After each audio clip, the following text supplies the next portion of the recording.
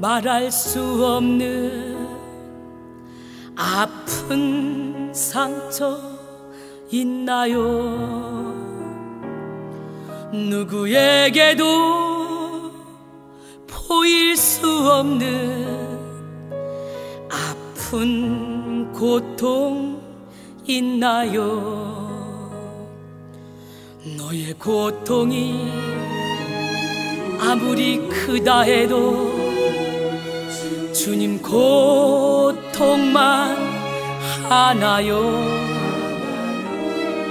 너의 삶이 아무리 힘들고 어려워도 십자가 바라보세요.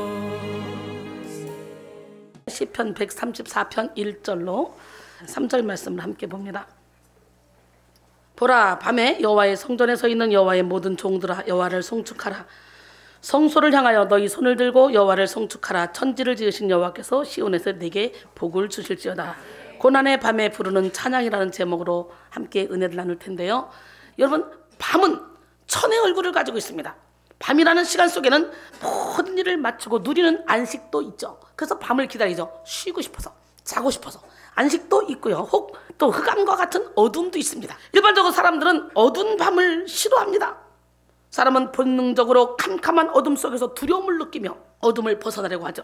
밤이 되면 사람들은 대개 아무것도 할 수 없어 무력해지고 불안함과 억울함을 느끼게 됩니다. 그런 의미에서 밤은 죄의 시간이요, 환난의 시간이며 역경의 시간이라고 할 수 있습니다. 사람은 어둠 가운데 있을 때 앞을 볼 수 없어서 분별력을 잃게 됩니다. 그래서 빛이 없는 어둠 속에서는 한치 앞을 볼 수 없어서 정상적인 활동을 할 수 없습니다. 또 밤이 되면 사람 속에 있는 죄의 본성이 극대화됩니다. 그래서 죄를 지는 사람들은 보통 환한 낮에는 평범한 사람처럼 살다가 어두운 밤이 되면 죄의 본색을 드러냅니다. 특히 살인범죄는 주로 저녁 6시에서 밤 12시까지 이 사이에 전체 살인범죄의 50%가 그때 일어난다 그래요. 이는 죄를 짓는 사람들이 어둠 속에 있으면 아무도 자신의 죄를 보지 못할 것이라고 생각하기 때문입니다. 세상을 장악하는 악한 영들은 특히 밤을 지배하며 온 세상 어두운 골목들을 뒤덮고 어두움을 인위적인 빛으로 포장합니다. 그래서 어둠이 덮인 곳마다 악한 영이 뿌려놓은 미혹과 공격, 우울과 좌절, 그리고 고통과 두려움이 가득합니다. 성경에서도 밤은 어둡고 암울한 시간으로 해석됩니다. 그래서 성경에서 밤이라고 표현하고 있는 이 부분은 시간의 의미를 넘어서 깊은 영적인 의미를 담고 있습니다. 예수님의 제자들은요, 예수님이 없이 배를 타고 가다가 밤중에 풍랑을 만났습니다. 또 제사장들이 예수님을 잡아 죽이기로 결정하고 모의한 것도 밤 시간이었습니다.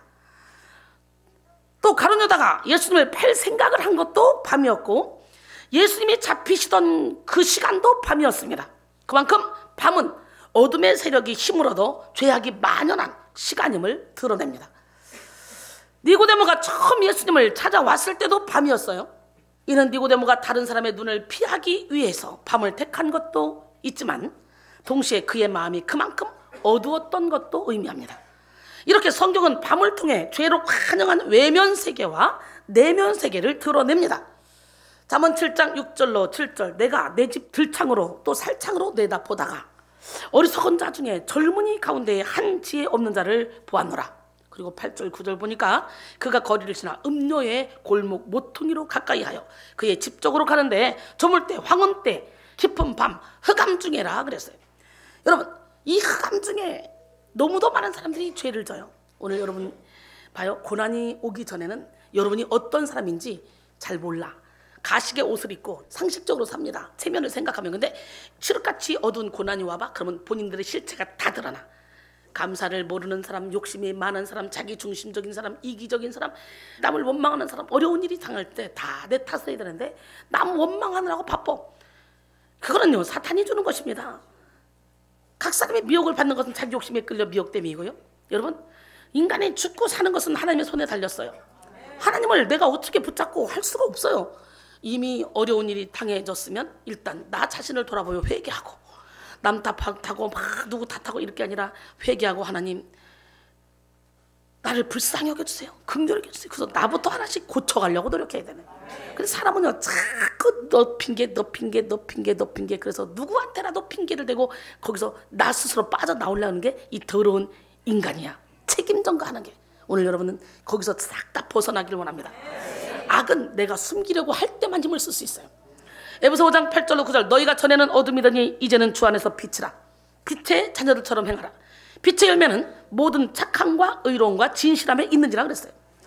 하나님이 천지를 창조하실 때 세상은 원래 어둠으로 가득 찼습니다. 창세기 1장 1절로 2절 대초에 하나님이 천지를 창조하시니라. 땅이 혼돈하고 공허하며 흑암이 깊음 위에 있고 하나님의 영은 수면 위에 운행하시니라 그랬어요.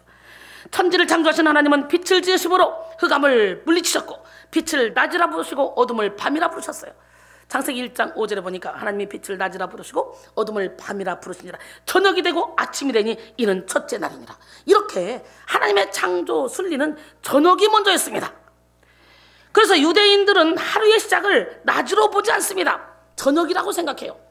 어둠이 가득한 저녁으로 하루를 시작해서 밝은 빛이 찬란한 낮으로 하루가 완성된다고 생각합니다.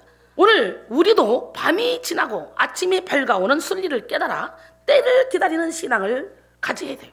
할렐루야. 하나님은 빛을 통해서 역사하지만 어둠을 통해서도 역사하시는 분이에요. 어둠을 통해서라도 하나님의 뜻을 완성하시는 분이에요.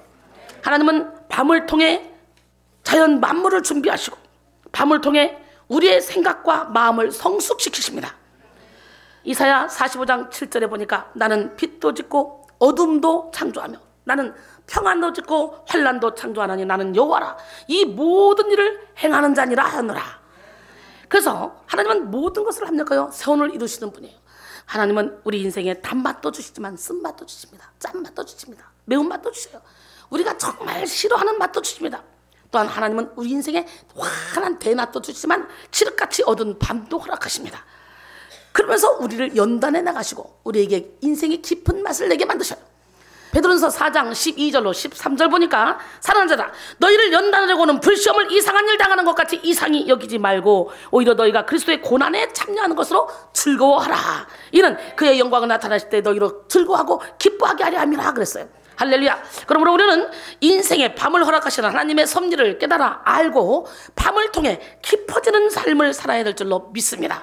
꽃이 아침에 활짝 피어나기 위해 밤에 준비하듯이 우리의 영혼은 밝은 아침에 활짝 피어나기 위해서 고난의 밤에 연단되어져야 하는 거예요. 고난의 밤을 통해 우리의 교만을 꺾고 완악한 마음을 깨뜨려야 합니다. 주님의 쓴 잔을 맛보지 않으면 우리는 주님의 쓴 잔을 알 수가 없어요. 주님은 우리 때문에 고난당하셨어. 할렐루야. 역경의 밤, 고통의 밤은 우리가 해결할 수 없는 죄의 문제를 극복하게 하고 넘어설 수 없는 성숙의 단계를 초월하게 합니다. 할렐루야.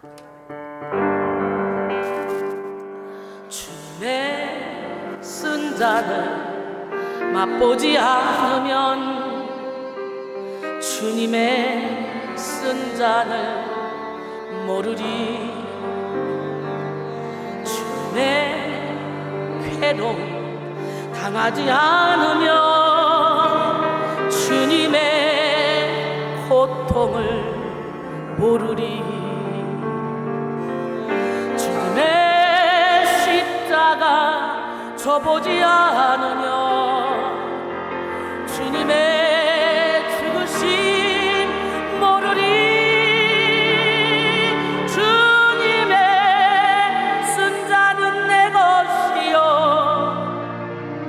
주님의 괴로움 내 것이며 주님의 십자가 내 보물이라. 또한 그의 부활 내 영광이라. 믿으십니까? 할렐루야. 그래서 우리 하나님이 우리에게 고난을 허락해서라도 우리 인생의 깊은 맛을 내게 하고 고난의 밤중에 노래하게 하신 하나님, 좋으신 하나님인 줄 믿습니다. 그래서 M. 아우렐리우스는 그대를 괴롭히고 슬프게 하는 일들을 하나의 시련이라고 생각하라. 쇠는 불에 달구어져야 강해진다. 그대도 지금 당하고 있는 시련을 통해서 더욱 마음이 굳세어질 것이다 라고 했어요. 힐티는 고통은 사람을 강하게 만든다. 그러나 고통으로 강해지지 못한 사람은 죽고 만다 라고 말했습니다.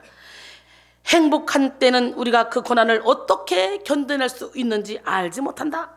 고난 속에서 비로소 우리는 자기 자신을 알게 된다라고 말했습니다. 로마서 5장 3절로 4절. 다만 이뿐 아니라 우리가 환난 중에도 즐거워하니 이는 환난은 인내를, 인내는 연단을, 연단은 소망을 이루는 줄 알미로다 그랬어요. 고난의 밤은 우리의 영혼이 오직 하나님만 바라보게 하기 위한 하나님의 지혜입니다. 하나님의 지혜는 최상의 가능한 목적을 설정하시고 그 목적을 달성하시기 위해서 최상의 가능한 수단을 동원하시는 하나님의 섭리입니다. 그래서 C.S. 루이스는 평안할 때 인간은 하나님께서 양심을 통해 속삭이는 이 소리를 잘 듣지 못한다. 그래서 하나님은 고난을 보내시는 것이다. 고난은 인간의 잠든 감각을 깨우시는 하나님의 확성기다라고 했습니다. 청교도 지도자인 토마스 와스는 환자는 의사가 쓴 약을 처방해 준다고 해서 그것을 불평해서는 안 된다.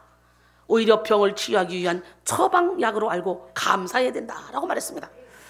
때로는 주의 종을 통해 하나님이 쓴 약을 처방해 줄 때 여러분 아프다 힘들다 나 좋은 말 듣고 싶어 나 지금까지 그런 말 들어본 적이 없어 그러면서 튀는 사람이 있다면 여러분 지금 병원의 의사가 여러분의 병을 고쳐주려고 쓴 약을 처방해 줄 안 먹고 던져버리는 거하고 똑같은 거예요. 오늘 깨닫는 은혜가 있기를 원합니다. 할렐루야. 살전 5장 16절로 18절 항상 기뻐라 시드만 교다 범사에 감사하라 그랬죠. 그래서 범사에는 이건 뭐 고난의 때에도 환난의 때에도 감사하라는 거예요. 하나님께서 고난을 없애주겠다고 약속하신 것이 아니라 고난을 당할 때 함께 해주시겠다 그랬어요. 요모 신도자 33절에 세상에서는 너희가 환난을 당하나 담대하라 내가 세상을 이겨노라. 할렐루야. 하나님이 함께 하시는 고난은 원수의 창날이 아니라 아버지의 회초리와 같다. 할렐루야. 하나님께서는 고난에 쓴 약을 통해서 자신의 영광을 드러내시고 우리를 축복해 주십니다. 그러므로 우리는 고난의 밤에 찬양해야 돼요. 시편 119편 71절에 고난 당한 것이 내게 유익이라 이로 말미암아 내가 주의 율례들을 배우게 되었노라. 여러분 저는 이런 고난이 없었다면 절대로 예수를 믿을 사람 아니었어요. 결혼과 동시에 영적인 고난 이상한 형체가 와서 목을 졸리고 환청과 환영에 시달리고 잘못하면 저는 우울증에 막 정신질환에 막 빠져버릴 뻔했어요. 그렇게 힘들었지만 제 정신력이 워낙 세니까 귀신이 흔들어도 안 넘어갔던 거예요. 귀신 흔들어도 안 넘어갔어요. 그래서 좀 미치지는 않았어요. 아침마다 막 귀신들이 와서 막 목을 졸리고 죽이려고 해도 결국은 결혼한 지 3월 22일 날 결혼해서 5월 8일 날 예배당에 발을 디뎠어요. 그러니까 며칠 만입니까? 5월 8일 날 예배당에 들어서 첫 번째 발을 디디자마자 하나님의 음성, 우레와 같은 음성을 듣고 그때부터 영적 전쟁이라는 걸 알았고 그게 귀신의 장난이라는 걸 알았어요. 그때부터 고난이 유익이다. 곡으로 먼저 시작한 그 곡이 지금은 얼마나 유명해진 곡이 됐는지 몰라요. 우리 함께 해볼까요? 내 짐이 무겁고 힘이 드냐 주를 보라 고난이 유익이라 주님 말씀하시네. 나의 가는 그 길을 오직 주가 아나니 나를 단련하신 후에는 내가 정금같이 나오리. 오늘의 아픔은 내일의 소망이여.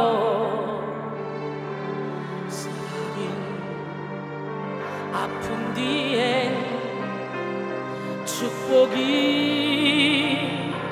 있다네. 고난은 인생의 참 의미를 알게 하고 예수님 한 분으로 만족할 수 있어요.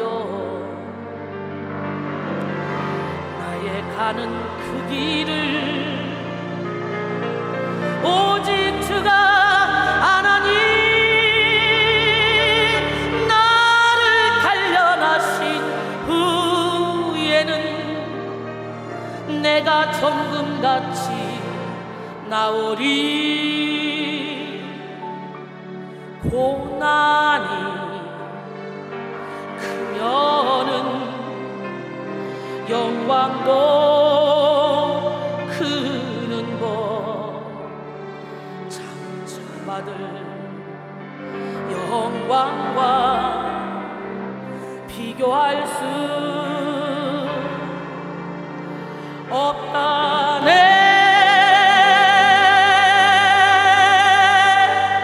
할렐루야. 여러분에게 고난이 있습니까?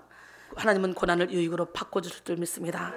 고난을 통해 우리 스스로 자신을 돌아보게 되고 깨닫게 되는 역사가 일어나요. 고난은 천국으로 가는 디딤돌인 줄로 믿습니다. 하나님이 함께 하시는 고난은 아까 뭐라 그랬죠? 원수의 창날이 아니라 하나님의 회초리라. 할렐루야. 시편 42편 8절에 낮에는 여호와께서 그의 인자하심을 베푸시고 밤에는 그의 찬송이 되게 있어 생명의 하나님께 기도하리로다. 모든 것이 풍요롭고 잘 되는 낮에는 하나님의 인자하심에 감사해야 되고, 어려움과 환난이 닥치는 밤에는 생명의 하나님께 기도해야 된다는 거예요. 생명의 하나님께 드리는 밤의 기도는 낮에 잘 나갈 때 나오는 기도하고는 전혀 달라요. 질이 아주 간절함이, 절실함이 담긴 기도입니다. 생명을 담보로 생명을 출산하는 산모와 같이 절박한 심정으로 드리는 기도가 밤의 기도입니다. 우리는 인생의 밤에 깊은 생명이 담긴 기도를 해야 되고, 더불어 하나님을 찬양해야 합니다. 평상시에 잘 나갈 때 할 수 없는 그 기도가, 깊은 기도가 고난 중에 간절하게 나옵니다. 오늘 본문은 성전에 올라가는 노래라고 이름이 붙인 시편 120편에서 134편까지의 15개 노래 중 마지막 노래입니다.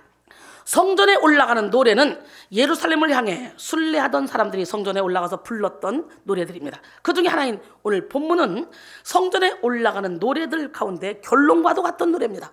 이 노래에서 강조하는 것은 바로 밤에 부르는 찬양입니다. 오늘 본문 1절에 보니까 보라, 밤에 여호와의 성전에 서 있는 여호와의 모든 종들아 여호와를 송축하라. 할렐루야. 보라라는 뜻의 감탄사 힘내는 중요한 말을 하기 전에 듣는 이의 주의를 환기시킴으로써 듣는 이로 하여금 내용에 집중하게 합니다. 이는 여호와를 송축할 것을 주문하는 시인의 마음이 잘 나타나 있습니다. 이스라엘 백성들은 절기가 되면 율법을 따라 성전을 찾아 제사를 드리도록 되어 있었습니다. 그래서 먼 곳에서부터 예루살렘 성전을 함께 오는 사람들은 한밤중에 도착하기도 했습니다. 또 성전에는 밤에 성전 안에서 섬기는 제사장들과 노래하는 레위인들이 있었습니다. 그들은 모든 순례자들과 예루살렘 거주민들이 제사를 드리고 돌아간 늦은 밤에도 하나님의 성전을 지키는 사람들이었어요. 제사장들이 밤에 담당했던 주요 임무는 제단의 향과 등잔대의 불이 꺼지지 않도록 돌보는 일이었습니다. 그리고 레위인들은 곁에서 이를 수발했고 밤에 성전을 지키는 파수꾼의 역할을 감당했습니다. 세상 모든 사람들이 자고 있는 밤에 이들은 새벽에 이를 때까지 하나님을 향한 일들을 감당했던 그런 사람들이에요. 본문은 바로 이와 같은 사실을 함축하고 있습니다. 즉 순례자들은 이와 같은 찬양을 통해 하나님께서 맡겨주신 사명을 감당하고 있는 그런 직분자들을 향한 사랑과 애정을 표현하고 있습니다. 본문 1절은 표면적인 의미에서 이와 같은 사람들을 향해 밤에 여호와의 성전에 서 있는 여호와의 모든 종들이라고 이렇게 불렀습니다. 밤에 여호와의 성전에 서 있는 여호와의 모든 종들은 고난의 밤에, 환난의 밤에, 역경의 밤에도 주저앉지 않고 일어나서 최선을 다해서 견디는 사람들입니다. 이들은 고난의 밤이 힘들고 외롭고 고통스러울수록 더욱더 찬양하는 사람들입니다.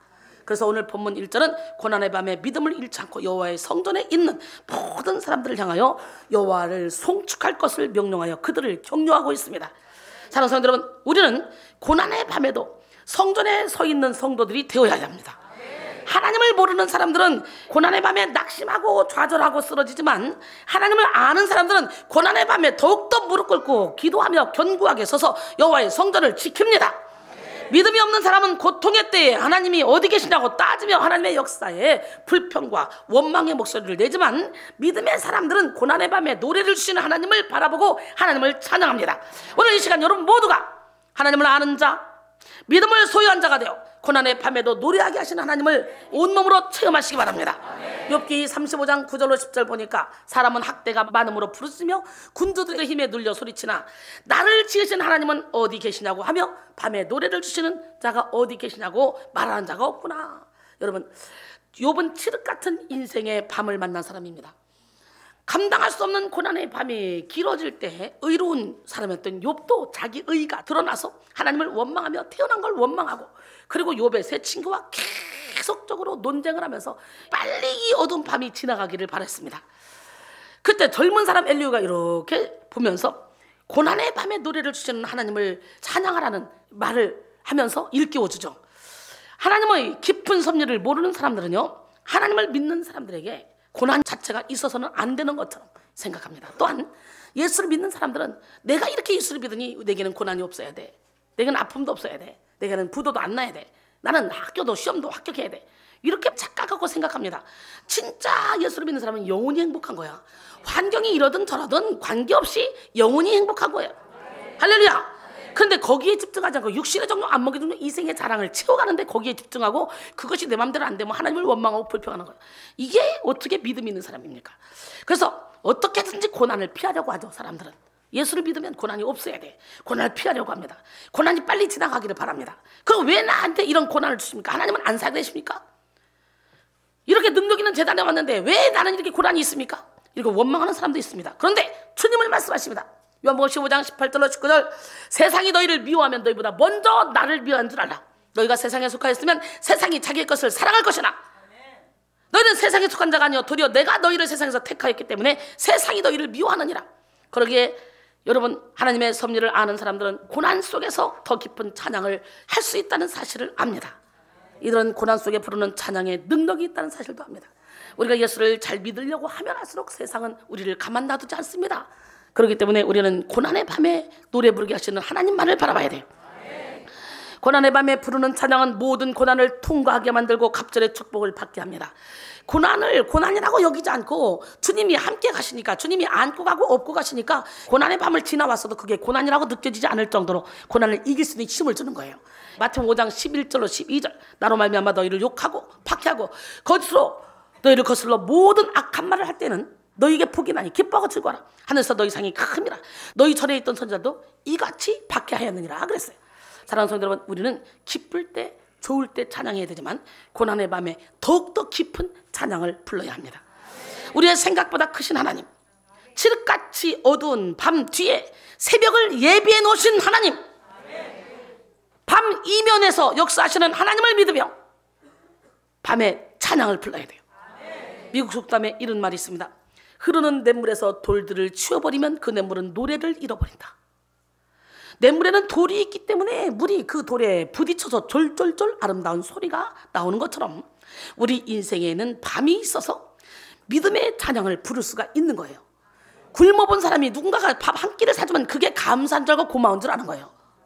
고난을 당해본 사람만이 고난을 당한 사람의 심정을 알 수가 있는 거예요. 어렵게 힘들게 살아온 여러분의 자녀들은, 야, 내가 용돈 10,000원 줄 테니까 너 오늘 교회 가자. 그 10,000원 때문에 옵니다. 그러나 풍요하게 살았던 사람은 내가 용돈 50만 원 줄게, 가 교회 가자. 안 갑니다. 돈의 구애를 받지 않았기 때문에. 그러니 여러분, 자녀를 정말 잘 키우는 것이 그냥 육신의 정도, 안목의 정도, 이생의 자랑을 마음껏 채워주는 게 잘 키우는 게 아니에요. 신앙 안에서 잘 키우는 게 가장 중요해요. 믿음의 유산을 물려주는 게 가장 중요해요. 시편 34편 1절로 4절, 내가 여호와를 항상 송축하며 내 입술로 항상 주를 찬양하리이다. 내 영혼이 여호와를 자랑하리니 곤고한 자들이 이를 듣고 기뻐하리로다. 나와 함께 여호와를 광대하시다 하며 함께 그의 이름을 높이세. 내가 여호와께 간구하며 내게 응답하시고 내 모든 두려움에서 나를 건지셨도다. 할렐루야. 시인 칼릴 지브라는 고통에 대하여 라는 글에서 그대의 고통이란 그대의 깨달음을 가두고 있는 껍질이 깨어지는 것, 과일의 씨도 햇빛을 보려면 그 굳은 껍질을 깨야 하듯이 그대 역시 고통을 알지 않으면 안 된다. 그대 만일 날마다 일어나는 삶의 기적들을 가슴속에 경이로움으로 간직할 수 있다면, 그렇다면 고통도 기쁨처럼 경이롭게 바라볼 것을, 그러면 들판 위로 지나가는 계절에 언제나 수능에 왔듯이 그대 가슴속을 지나가는 계절도 기쁘게 받아들이리라. 그리하여 그대 슬픔의 겨울들 사이로 고요히 응시할 수 있으리라 그랬어요. 여러분, 1930년 초 미국은 심각한 대공황을 겪고 있었습니다. 어느 날 클레어린스 목사가 공장이 밀집된 지역의 한 흑인 교회를 방문했습니다. 그 교회의 신자들은 대부분 극빈자들이었으며 60% 이상이 실직을 당한 상태였습니다. 그런데 교인들이 부르는 찬송은 힘과 희망으로 넘쳐 있었습니다. 그들의 표정에서는 절망의 빛을 찾아볼 수가 없었습니다. 클레어린스 목사는 설교를 중단하고 교인들에게 물었습니다.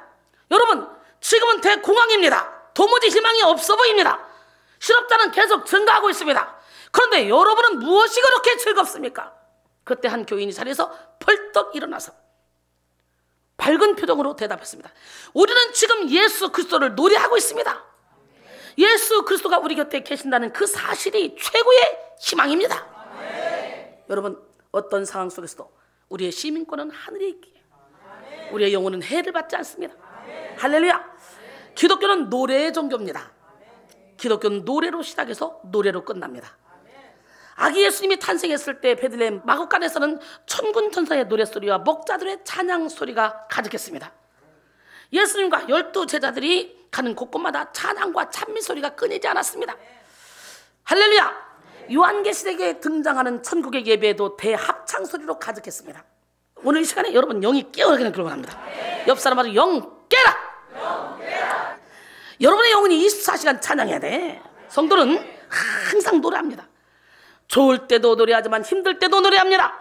잔칫날에도 노래하고 장례식장에서도 노래합니다. 그러므로 그리스도인은 노래하는 사람들이에요. 예수를 따르는 사람들은 인생의 밤에 노래하는 사람들이요, 고난의 밤에도 성전에 서 있는 사람들입니다. 이 시간 여러분 모두가 고난의 밤에 찬양할 수 있는 영적 권세를 소유하기를 바랍니다. 사도행전 16장을 보면 바울과 실라는 빌립보에서 귀신 들려 점치는 한 여종을 고쳐주죠. 근데 점쳐서 이익을 얻는 주인들이 고발해버리죠. 우리가 듣지도 못한 이상한 말을 전하고 다닌다 그러면서.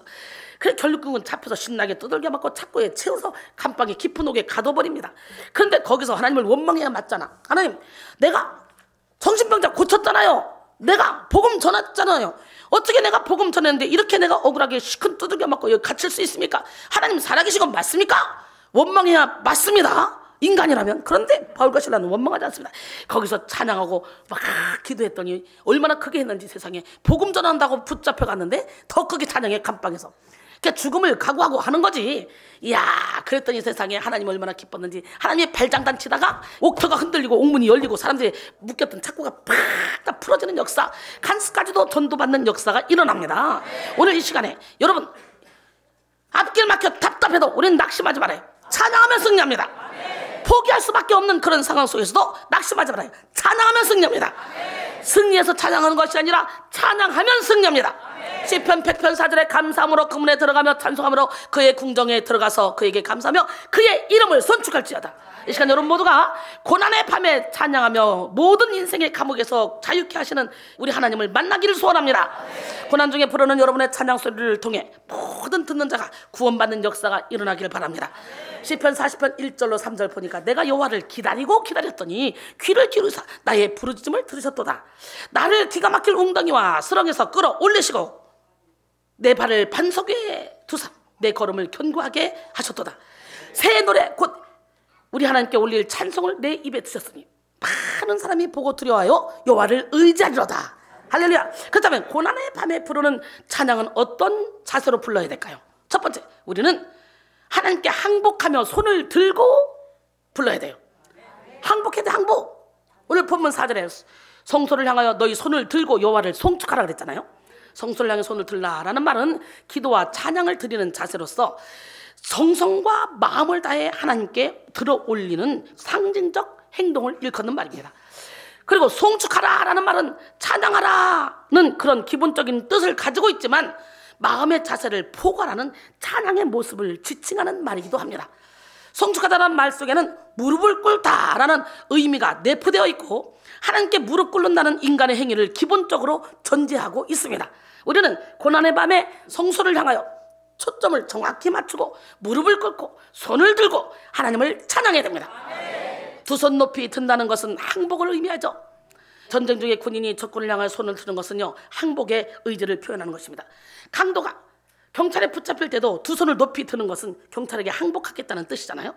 우리는 고난의 때 하나님께 항복하며 두 손을 들고 찬양해야 돼요.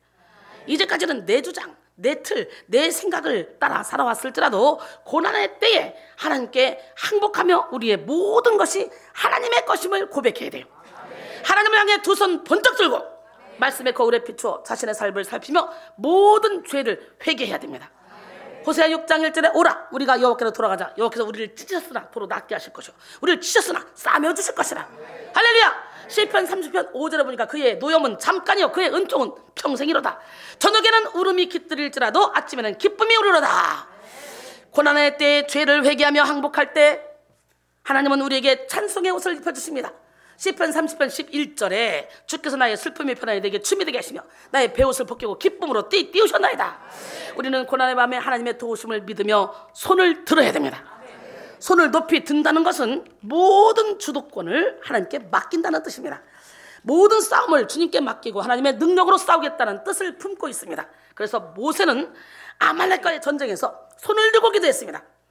모세의 손이 올라갈 때 이스라엘 군대는 하나님의 능력을 힘입고 이겼어요. 모세의 손이 내려가면 하나님의 능력이 임하지 않았어요. 실제적으로 나가 싸운 사람은 여호수아입니다. 여호수아 군대들입니다. 그러나 하나님은 모세의 손에 따라서 승리를 안겨주냐 패배를 안겨주냐.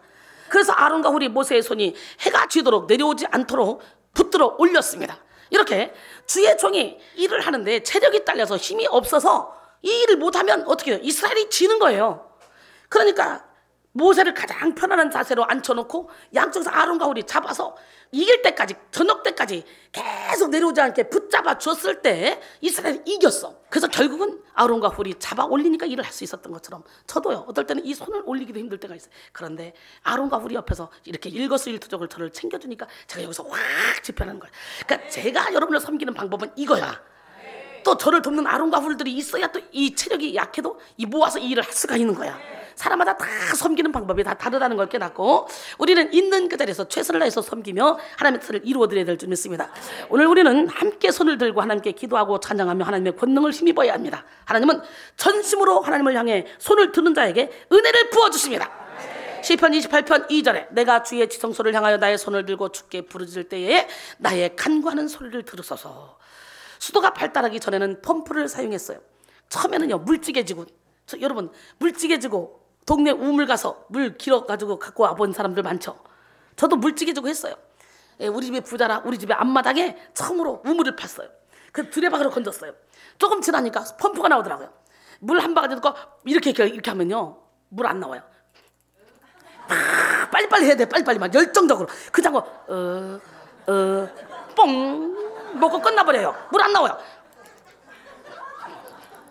기술적으로 해야지 물이 나와.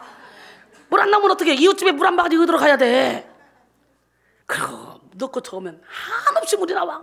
그런 것처럼 찬양은 펌프에 한 바가지 물과 같아서 우리가 열정적으로 적극적으로 새 노래로 하나님을 찬양하면 우리 영혼에서 생수가 터져나오는 거야. 이 생수는 뭐냐? 바로 성령입니다. 성령. 할렐루야. 성령 하나님이 여러분과 함께 하시길 원합니다. 우리가 찬양할 때 성령께서 우리 안에서 일하십니다. 우리가 전심으로 찬양할 때 하늘의 능력이 본물처럼 터져 우리에게 임하고 하늘의 위로와 사랑이 우리 위에 쏟아지게 됩니다. 야고보서 1장 17절에 온갖 좋은 은사와 온전한 선물이 다 위로부터 빛들의 아버지께로부터 내려오라니 그는 변함도 없으시고 회전하는 그림자도 없으시니라. 할렐루야. 이 시간 여러분 모두가 두 손 들고 찬양함으로 찬양 속에 있는 하늘의 권능을 힘입기를 원합니다.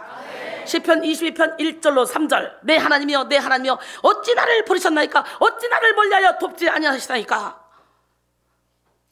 어찌 내 신음소리를 듣지 아니하시나이까 내 하나님이여 내가 낮에도 부르짖고 밤에도 잠잠하지 아니하오나 응답하지 아니하시나이다. 그런데 3절에서 이스라엘 찬송 중에 계시는 주여 주는 거룩하시니이다. 이렇게 저렇게 해도 응답하지 않던 하나님이 찬송 중에 관대. 그래서 영적 전쟁이 세게 들어갈 때는 우리가 보혈 찬양을 막 불러서 어둠을 물리쳐야 돼요. 찬양의 능력이 있습니다. 그 다음에 우리는 고난의 밤에 하나님께 사랑을 고백하며 손을 들어야 돼요. 할렐루야. 나를 사랑하는 자들의 사랑을 입으며 나를 간절히 찾는 자들을 만나리라. 3번 8장 17절 말씀하시죠. 우리는 사랑하는 사람을 향해 두 팔 벌려 사랑을 표현합니다. 두 팔 벌려 사랑하는 아이를 안아주기도 하고 두 손 높이 들어 존경을 표현하기도 하죠. 오늘 우리는 고난의 밤에 두 손 높이 들어 하나님의 인자하심을 찬양하고 주님의 위대하심을 송축해야 됩니다. 시편 63편 3절로 4절 주의 인자하심이 생명보다 나므로 내 입술이 주를 찬양할 것이라.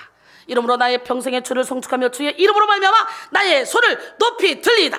할렐루야. 본래 하나님은 우리를 하나님을 찬송하게 하려고 지었다고 말씀했어요.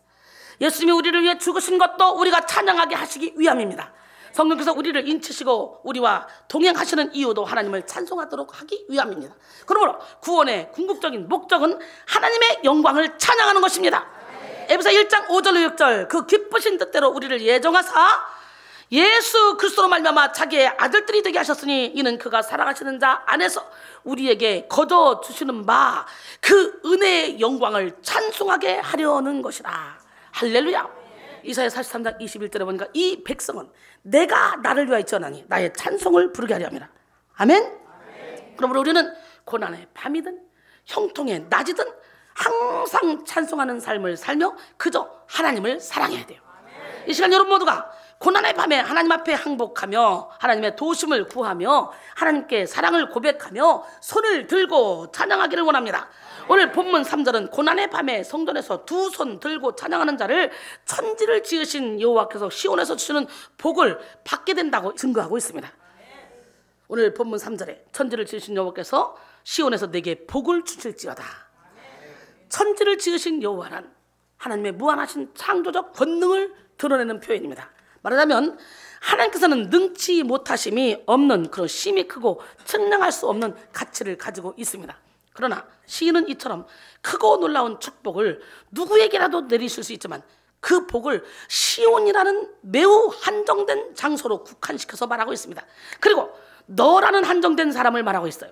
이는 하나님이 주시는 복이 아무에게나 가는 것이 아니라 하나님을 경외하고 고난의 밤중에도 주님을 찬양하는 자에게 주시는 복임을 말씀하고 있는 거예요.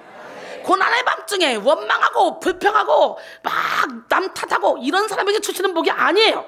그러기에 찬양하는 자에게는 고난의 밤이 축복의 때입니다. 그래서 고난의 밤에 찬양하는 사람은 고난의 밤이 축복의 때라는 사실을 경험하게 됩니다. 밤에 우리를 축복하시는 하나님은 천지를 지으신 분이요 우리를 창조하신 분입니다. 그러므로 그분이 허락하시는 복음은 최고의 복이며 완전한 복입니다. 할렐루야. 결론적으로 여러분, 오늘 우리는 고난의 밤에 부르는 찬양이라는 제목으로 함께 은혜를 나눴습니다. 고난의 밤에 우리 찬양합시다. 찬양은 펌프에 한 바가지 물과 같아서 넣고 저으면 한없는 생수가 터져나와요. 그것처럼 우리가 찬양을 신령과 진정으로 새 노래로 부르면 성령의 생수를 마음껏 퍼올릴 수가 있어요. 바로 성령의 생수는 성령을 가리키는 말씀이기 때문에 성령께서 주시는 각종 은사, 고린도전서 12장 7절 이하에 나오는 은사, 지혜의 말씀, 지식의 말씀, 믿음, 능력 행함, 병 고치는 은사, 예언함, 영들 분별함, 각종 방언말함, 방언들 통역함.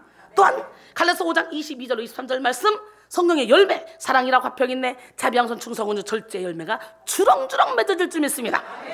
찬양은 곡조 있는 기도이며 영혼 깊은 곳에서부터 올려나오는 하나님을 향한 신앙 고백입니다.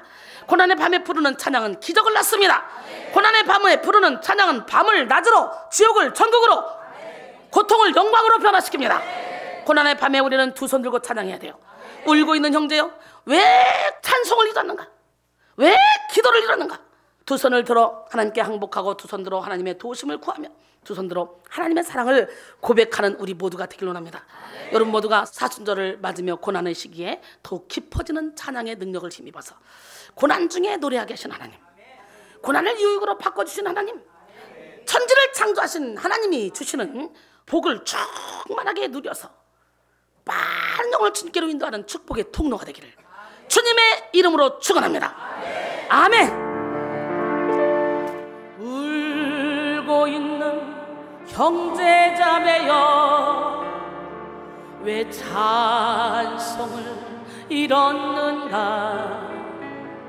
어둠 속의 찬송은 기적을 부른다오. 바울과 실라가 빌립보 감옥에 문을 찬송으로 열었다오. 고통의 문을 찬송으로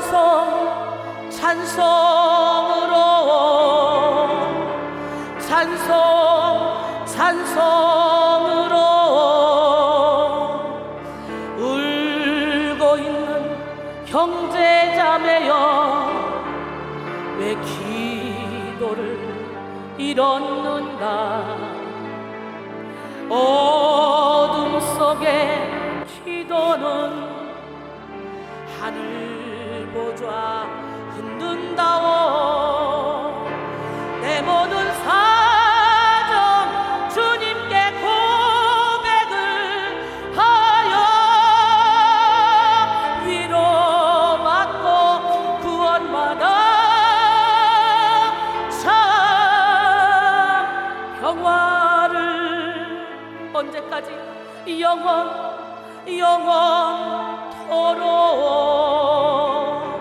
영원